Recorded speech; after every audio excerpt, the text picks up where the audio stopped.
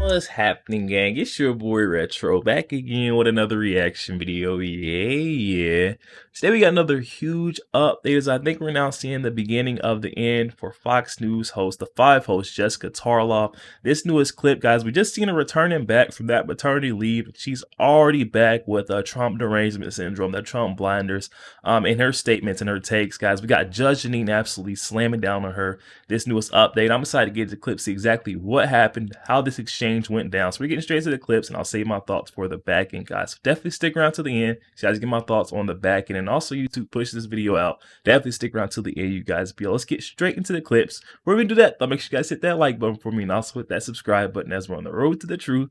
Hop aboard for the journey, and let's get into it, y'all. 8 years after Donald Trump rode down the glass escalator and got elected, and what are we doing? We're getting ready to re-elect him. And so I think that Donald Trump deserves more credit than Barack Obama does. And of course, Donald Trump has done it in spite of the media, and whereas Barack Obama did it because of the media.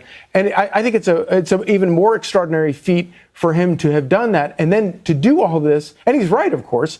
The most unifying thing Democrats could do would be to stop all this nonsense and to stop the smears and the slimes and the persecutions. And that would go a long way to unifying the country. You know, one of the things that, and we're going to talk about this in the next block, but the Corey tribute, a lot of people on the left were not pleased with that. They, felt that it was fake and he shouldn't have done it. Oh, well, that's a shame. I certainly found it to be very moving, and I was personally very interested in hearing his account of what the rally was like and what that feels like. It's something that, is probably one of the greatest fears that people who do public speaking like that have. And I thought that that was really meaningful for the country to hear. But the rest of the speech was a complete departure from that first 3 minutes of Donald Trump. So the original speech, and we had copies of it, so we're reading along, and I was there on the floor, and I had never seen Donald Trump live, by the way, and I'm glad that I was able to experience that. But so the speech was supposed to be 3,000 words, and he went 12,000 words. So that's 9,000 words worth of ad-libbing. So if you think that all of those ad-libs were unifying, were about bringing people together, you are sorely mistaken. And I don't understand why pundits like Van Jones, like Scott Jennings, for instance, are not sick of being embarrassed by saying that Donald Trump has changed. Is this the night that he becomes presidential? There were no actual olive branches when you look at the policies that he was talking about. He was talking to that room and that room only. He was not talking to Nikki Haley's voters. He was not talking to left-leaning independents. These are some of the things that he did that are just standard Donald Trump rally going. Crazy Nancy Pelosi, name-checking Joe Biden. He had said, I am not going to talk about the president. I'm not going to use his name. Talking relentlessly about the migrant invasion and what the migrants are doing to the country. Well, that's true. More election. That's true. Okay. More election denying. They cheated. We'll never let that happen again. I'm a victim. He had, even in the text, Eileen Cannon was a call out, which is not particularly unifying, saying she did the right thing by tossing the Mar-a-Lago case, which conservatives, even like Jonathan Turley, say is the most serious one. Praising people like Viktor Orban, saying that Kim Jong-un misses him. The Taliban calls him, no, you don't miss it. Guess what, guys? He's an entertainer. You know what? You missed this. 3 of 5 people at this table, I know how you're voting, right? I know Charlie likes Trump, I know you like Trump, and I know you like Trump. But guess what? You guys can't do it alone. You need other people.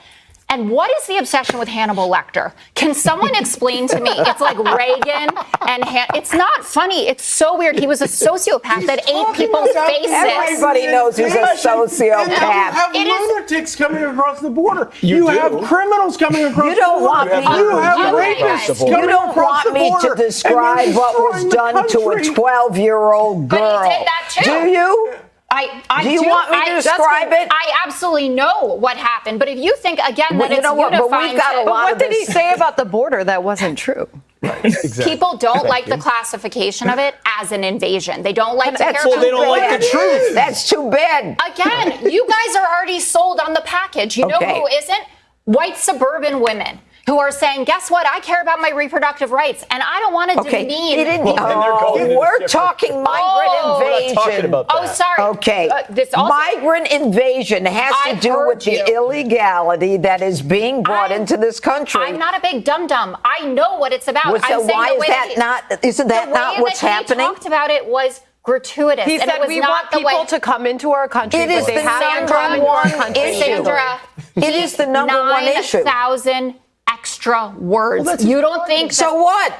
They listened. No, they didn't. They fell asleep and people were leaving. I was on the floor. Oh my How much gosh. would you give if Joe Biden could give a 92-minute speech? I don't want to hear Joe Biden for 92 minutes, and I don't want to hear Donald Trump for 92 minutes. So you didn't no need one to wanted listen. I America did. listened. And America will speak on November 5th. I can't wait. Me neither, Jessica. Oh my God. Yo, there we have it, guys. Oh my goodness, what a display. We just seen an explosion on the set of Fox News The 5, a brutal beat down, if you will. This is only her first day back on the set, and Jessica Tarlov is already fixing to get kicked off the set once again, guys. We got Judge Jeanine, we've got the whole crew absolutely roasting, demolishing Jessica Tarlov because she's just wrong here. She's trying to say that Donald Trump's speech doesn't unify the people, saying that it's divisive, that it doesn't, bring us together. We all know Donald Trump is going to bring up the points and what makes sense, what rings in the American people's ears. She's saying that she didn't want him to bring up Joe Biden. He vowed that he wasn't going to say anything. But I mean, come on. You got to point out that this was once the person that you guys were, looking to be your leader. That was your front runner of the DNC. You have to point that out to the people like, hey, this is who you had as your line leader. You were, following after this guy. So I may not be too bad. You guys probably should consider it. Jessica Tarlov doesn't like that. And she doesn't like the fact that he's speaking on the border. She's saying he talks about the border too much. Well, it's wide open. This is a current valid problem that should be discussed. Not sure why Jessica Tarlov believes that, we should keep this under wraps or hidden, but maybe it's because she's on the Democratic side. She feels like this is not that much of a big issue, but just like Judge Jeanine, all the other hosts are pointing out, who is coming across that border and where she's, drawn to or fixated on the fact that Donald Trump keeps saying that, Hannibal Lecter could be coming across the border. You never know who is coming off. He's pointing out the obvious. He's stating what we all know. Like, there is no way we can identify or know or check who's all coming over our border illegally.